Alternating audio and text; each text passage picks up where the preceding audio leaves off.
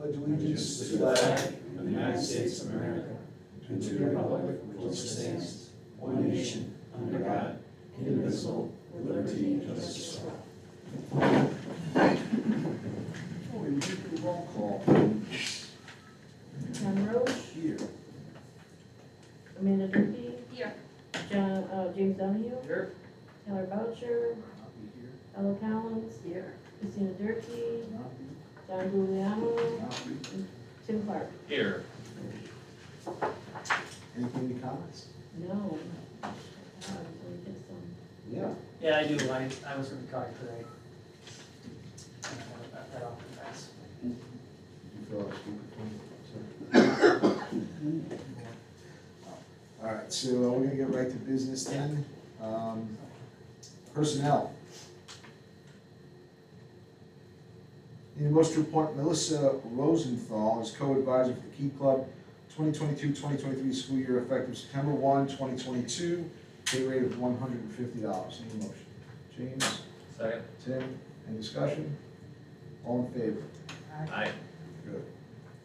Motion to accept the resignation of Kristen Maury as a ski club advisor effective October 11, 2022. Motion. Tim, James, any discussion? Do we have replacements for that? Yes, we had, actually, you had approved 3, which is what it had been many years. Yeah, and it's Miss Williams and, Devin Ware does it. someone else, yeah. Toby and Gabe. It's a great club. Okay. Keith for a while too, yeah. Okay, all in favor? Aye. Motion to approve the appointment of Caitlin Singleton as co-athletic director effective October 12, 2022, at a rate per FETA contract with a salary of $1,825.33. Need a motion? Motion. Tim?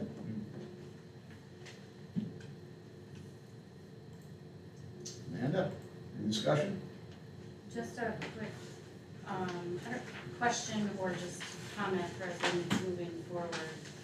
Thank you to Ms. Singleton for stepping up, because it is a large job. I know that it's because things are split between people. But also knowing the position that she's taking over for, not knowing specifics, but, there was quite a bit that was done within that job. And I think that some time is being freed up so that there can be a bit of a mentoring for this transition. Am I correct in that? Like a bit of a, support for the transition so that she can get up to speed and trained. It's a lot to learn and take on, if you don't have the background and things. So the transition piece is all that I'm concerned isn't the right word, just want us aware and hopefully we're supporting. Fortunately, Caitlin is our ISS supervisor. Okay, We do not really have a lot of ISS through, every day. okay, So she's freed up to do some things with Lorinda on her prep planning, and I have also excused Lorinda from a second period hall duty okay, to make sure that she can do those things as well. Plus you have the half hour at the end of the day. okay, And great. and Lorinda's agreed to share, and that transition kind of has already taken place. Wonderful. So thank you both sides of that, to Caitlin for stepping up, Belinda for helping with the Absolutely. transition to get from point A to point B. Aaron, Thank you. am I missing anything? I just want to make sure. No, I think that's good. Thank you. Great, thanks. All right. No further discussion? All in favor? Aye.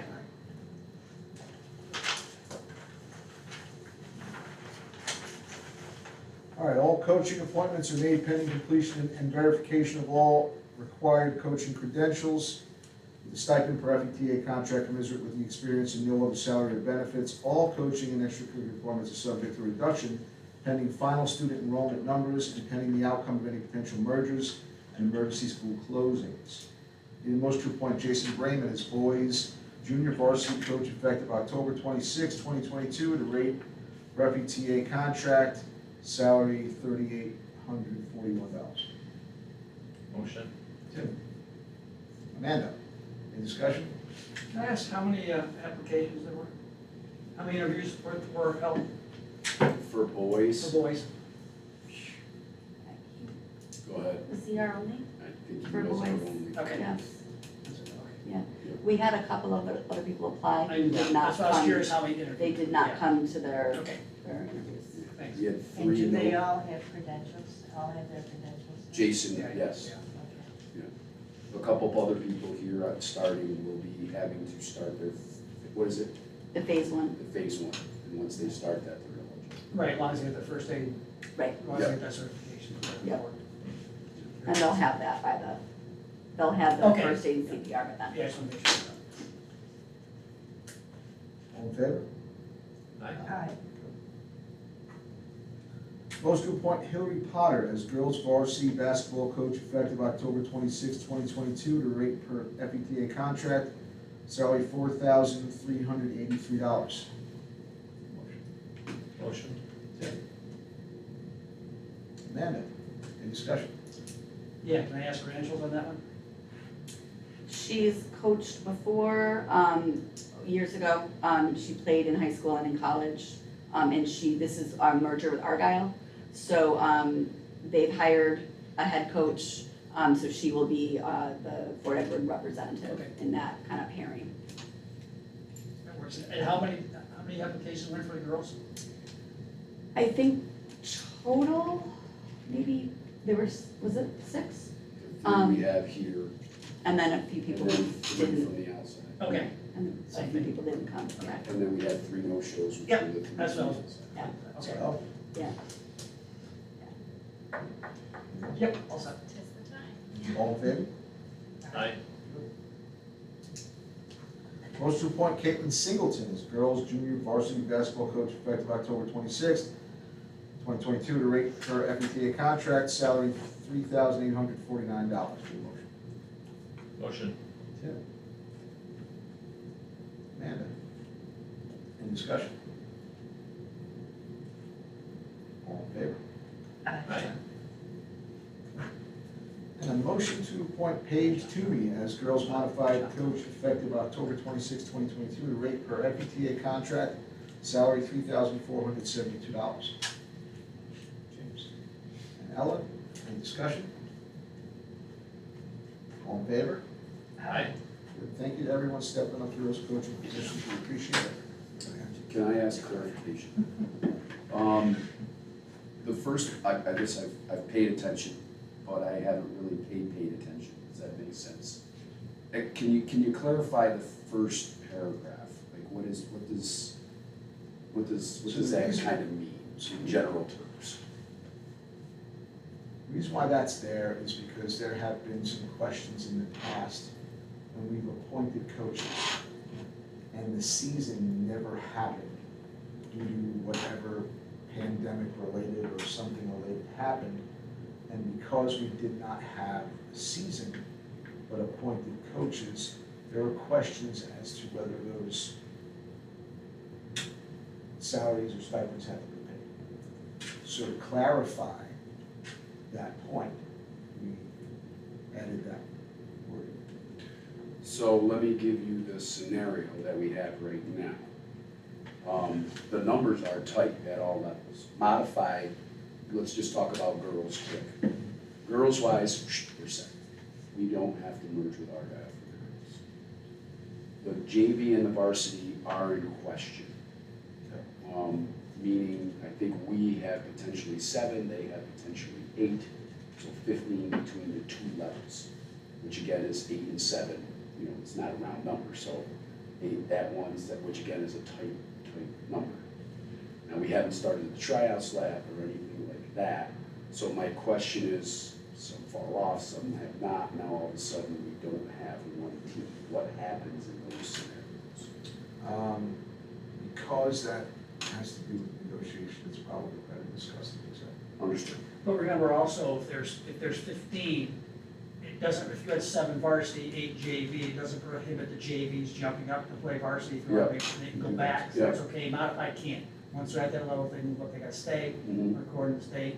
If they, JVs can go up and fill those, because there's a maximum number of games they can play, Okay. so they can go up and play. All right. Not 2 in the same night, but they can play another time. to fill I mean, the number up. I'm sorry, I didn't mean to get ahead of myself. Thank you for that information. And they are out recruiting and making sure. And, you know, we're, because I had a meeting with one of the coaches today, and she was telling me, us, I think somebody was a part of that conversation, maybe it was Casey, sorry.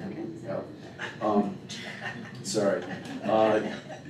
That, she was like, the numbers that are signed up are not reflective of how many we're going to be trying now, so. That's always the case. Yeah. There's always fluctuations. Because I think some of the kids that already know just walk by to sign up, and then when the coach is like, hey, Tom, you're gonna sign up, oh yeah. How come you didn't put your name up there? You know, coaches can be. Plus, there'll be one or two who didn't put their name on there who are gonna play, because everybody knows they're playing. That's exactly what I'm talking about, yeah. And then where's the other ones? Gotcha. Okay, thank you. That's the last bit on the agenda. Does anyone have anything else before we close? No, just to make the comment that we do have it on our radar with regards to the vacant board seat, and it will be on our agenda for discussion. November 14th. November 14th. Absolutely, Yep. Oh, can I ask, Erin, I did read your email today about Halloween. Yes, Would you like to put that in public session? While we're live, would that be all right? absolutely, sure. So we've amended the plan for Halloween, based on the fact that, the elementary was not aware that the high school was going to allow, not encourage, but allow kids to dress up. And the elementary teachers overwhelmingly wanted to do, Halloween jammies and Halloween colors, which is what they've done the past couple of years. They kind of wanted to keep it low-key that way. But in light of the fact that I didn't make it super clear to the elementary that high school was gonna allow kids to dress up, we're now gonna allow students to dress up or wear Halloween colors or pajamas. That way kids can kind of do any of those things. We're still respecting, you know, something the teachers have put out there, but also, you know, acknowledging the fact that communication wasn't as clear as it could have been. And that way students, you know, who maybe don't have a costume can still come in their jammies or can still come wearing, you know, orange and black if they don't have a full costume. The kids who want to dress up in costume have that opportunity. With the parameters, it has to meet the dress code, faces can't be covered, there can't be any simulated weapons, and they have to be able to engage in all their activities, or their costume can't be so big they can't participate in things, so. And the update was great, came out on Dojo this afternoon. Great. The update, and it was clear, like, here's the update, this is the part, so. Great. nice And I job. like that, because the ones that called me to complain called me after and said they were okay, so that was good. Oh, they followed it up.